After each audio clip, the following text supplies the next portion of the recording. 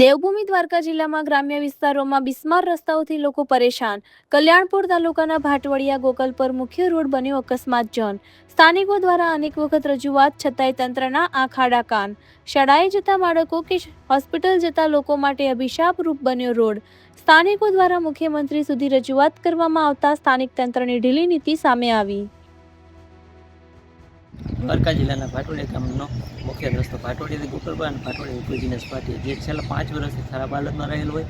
ખરાબ હાલતને લીધે અવારનવાર એક્સિડન્ટ થતા હોય. તેથી ભાટોડિયાના ગ્રામજનો દ્વારા અનેક વખત રજૂઆત કરેલ. રજૂઆતના અંતે કાર્યપાલક ઇજનેર શ્રી ભાટોડિયા ખાતે રૂબરૂ વિઝિટ કરે અને તેઓએ સ્વીકાર નહીં ગંભીર પ્રશ્ન છે અને તેઓ સાથે સાથે ખાતરી આપેલ કે 45 દિવસમાં હું આ રસ્તો બનાવી આપીશ.